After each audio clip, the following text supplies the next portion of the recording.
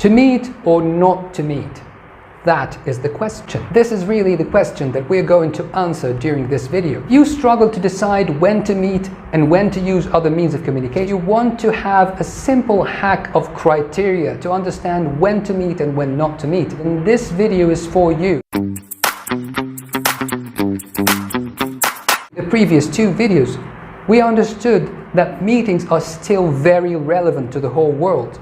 And we explored why meetings are still very relevant and essential, and how they can achieve much more than their technical purpose. All these benefits that we talked about during the previous videos are fake if the meeting does not need to be conducted in the first place. I'm gonna just splatter ideas against a wall and see what they look like. Maybe it'll be a map of America, maybe it'll be Barack Obama's face. A lot of leaders would call for the wrong meeting, and then, when it's just nonsense, they blame the meeting itself. No, sir, it is you who have selected the wrong means of communication. We're going to use a model called EPIC. Make sure that before you call for the meeting, that the meeting is epic.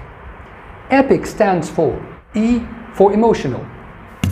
We understood previously that emotions are one of the main features that distinguish meetings as a way of communication from other means of communication. If you believe that the subject of the communication is emotional and that it includes some feelings, needs body language, needs interaction, then most probably emails are going to be the worst means of communication. You better choose meetings if the subject is emotional. P stands for purpose.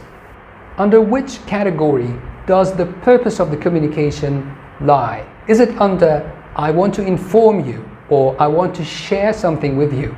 Then probably an email or a phone call is going to be enough. If it falls under the category of I want to solve a problem, or I want to define responsibilities, or I want to hear from you and brainstorm ideas with you, then most probably meetings are going to be your best selection. Small robots, tall robots, medium robots, robots that are your friends, robots you can stick in your pockets, hugging robots, laughing robots, sad robots, happy robots, fearful robots. I in EPIC stands for interpersonal. Again, you should ask yourself the question, what is going to strengthen the relationship of your teams better? If the meeting is going to strengthen this relationship, then choose a meeting. But if the meeting is just going to waste the time or have a negative impact, never choose a meeting. Sometimes, for example, small conflicts must be ignored consciously and should not be propagated in meetings.